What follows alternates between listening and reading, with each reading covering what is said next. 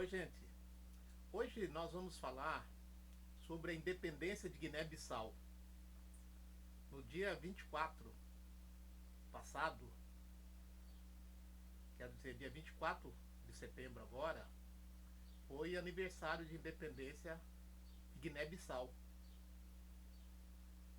E a gente vai fazer então aqui uma homenagem aos diversos estudantes africanos de Guiné-Bissau que estão no Brasil e mesmo muitos profissionais que vieram, se formaram aqui, fizeram graduação, mestrado, doutorado, e impossibilitados de voltar para sua terra natal, fixaram residência aqui no Brasil. Eu conheço vários deles. Ao longo desses anos que trabalhei como professor universitário, tive a oportunidade de conhecê-los, de trabalhar com alguns deles, na condição de professor e mesmo na condição de estudantes de mestrado, de doutorado, de graduação.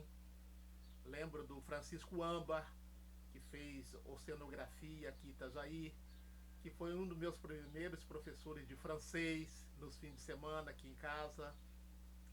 Lembro do Roberto, né, de Guiné-Bissau, que fez ciência política na Universidade Federal de Pernambuco, depois fez mestrado em política na Espanha, retornou a Guiné-Bissau, assim como o Francisco Amba.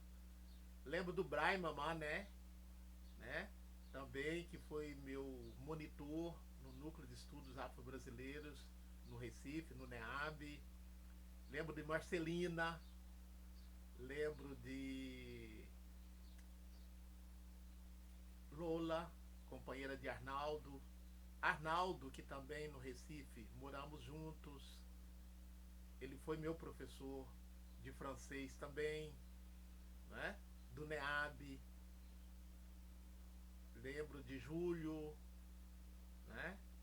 E de tantos outros e outras que me contaram muito sobre as suas experiências vividas na Guiné-Bissau, sobretudo porque eles não experimentaram o horror da guerra, mas eles ouviram contar e, de certa forma, viveram logo após o processo de independência.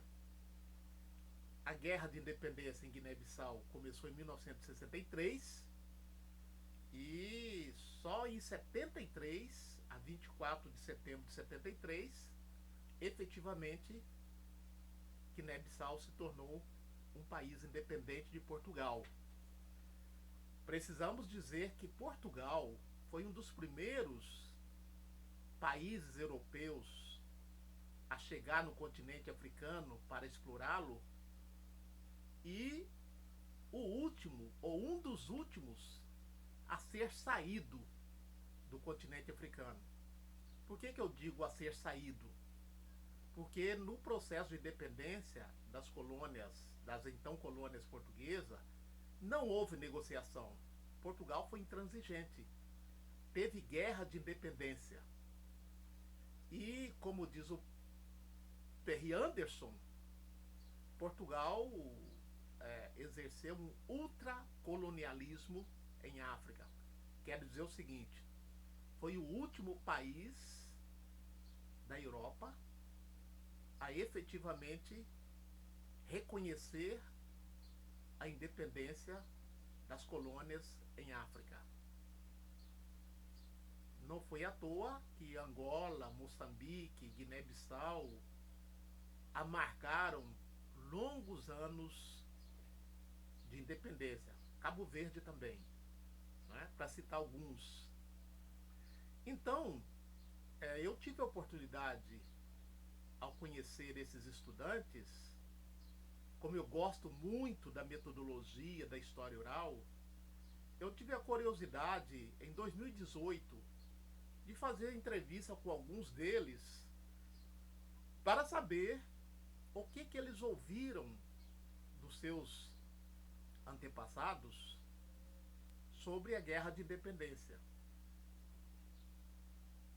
É preciso dizer ainda que todos eles nasceram após o 24 de setembro de 1973. Nenhum deles foram testemunho ocular da Guerra de Independência. Mas todos eles ouviram contar sobre ela. Então eu rascunhei aqui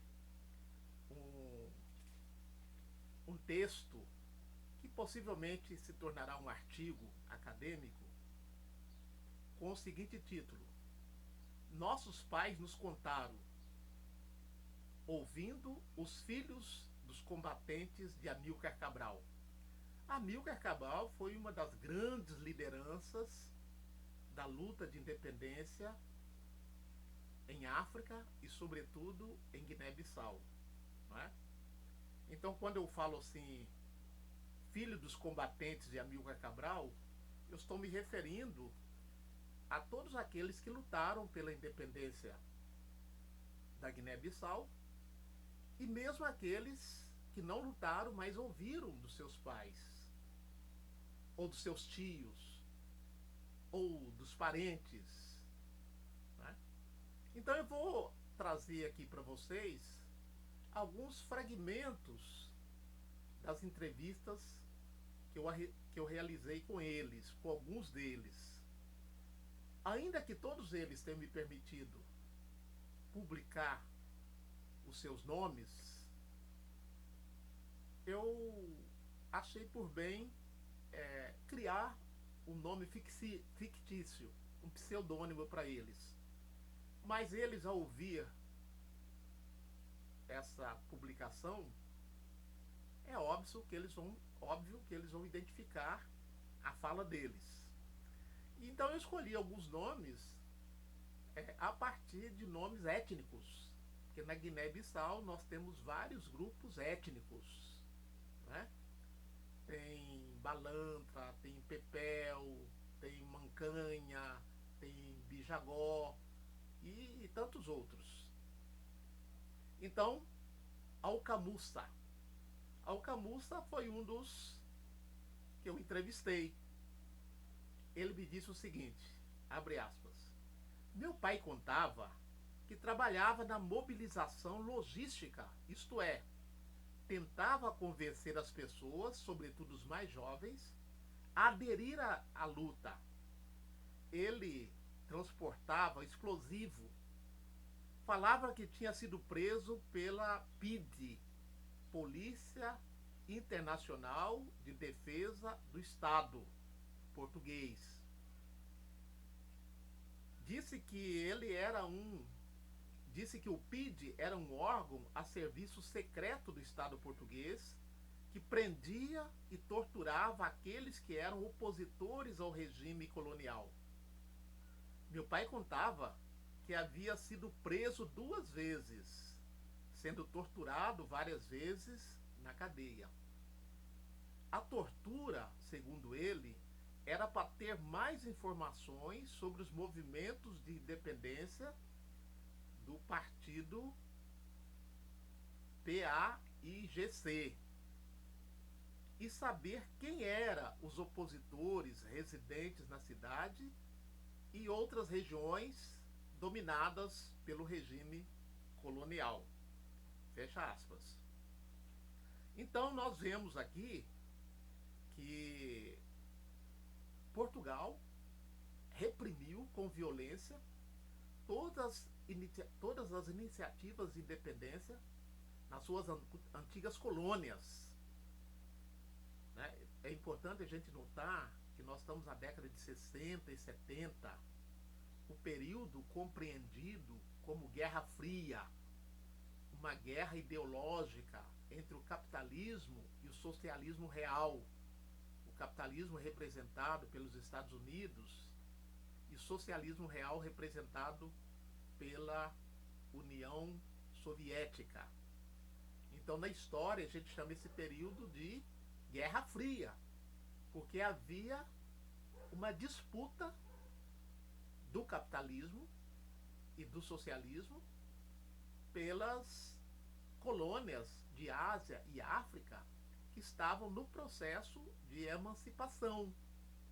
Tanto é que os movimentos de independência receberam auxílio dos, da União Soviética, assim como os colonizadores, na manutenção dos seus privilégios, e os seus seguidores recebiam apoio, sobretudo dos Estados Unidos, através da África do Sul, no caso do continente africano. Então, o nosso entrevistado, que eu identifiquei como Alcamussa Mandinga, Mandinga é uma etnia de Guiné-Bissau, Senegal, essa região da África Ocidental. Então, o nosso entrevistado, Alcamussa Mandinga, continua nas suas lembranças. Abre aspas. Na minha adolescência, quando vendia no mercadinho do meu pai, escutava muitas narrativas da luta de independência. Alguns combatentes iam bebendo cachaça na casa do meu pai. Eles falavam muito da luta de libertação, elogiavam Amílcar Cabral e alguns outros combatentes protagonistas durante a luta, como Buscardini, Chico Té, Oswaldo Vieira, Pansal Nani Isna, Domingos Ramos, Manuel Saturnino Costa, Arafã Mané, João Bernardo Vieira, o Nino Vieira. Este último era o comandante destacado na Zona Sul, onde a luta armada foi fortemente travada. Fecha aspas. Então, Alcamussa Mandinga reproduz aqui o contexto da Guerra de Independência, da qual o seu pai participou, né? Como a gente viu há pouco, numa forma de, vamos dizer assim, de dar sustentação aos combatentes, carregando armamentos, carregando munição. Embora ele fosse um comerciante. Então essa atividade dele era uma atividade clandestina. E quando ele foi descoberto, foi torturado, foi preso por mais de uma vez, como Alcamussa nos contou, e conseguiu escapar da prisão e sobreviveu à guerra. Continua o Alcamussa. Meu pai contava que ele era comerciante durante a luta, militante disfarçados no movimento de libertação, mas os portugueses não sabiam. Ele vivia nas duas grandes cidades durante a era colonial, Bolama e Bissau. Por ser carpinteiro, trabalhava para os portugueses nas construções das obras públicas, ao mesmo tempo, clandestinamente, era membro do Partido Africano para a Independência de Guiné e Cabo Verde, o PAIGC. Frequentava a reunião e a zona libertada, vendendo aguardente, tabaco e outras mercadorias de forma secreta. Sua primeira mulher vivia na cidade de Bolama, onde veio casar-se com outra mulher chamada Sila. Fecha aspas. Então, nós aqui acompanhamos a narrativa, a estratégia e a tática do pai, né, do nosso entrevistado, Mandinga, no decorrer da guerra colonial. Então, continue nos acompanhando nessas publicações em homenagem à independência de Guiné-Bissau, celebrada agora no último dia 24 de setembro de 2022. Aguardo vocês. Um forte abraço.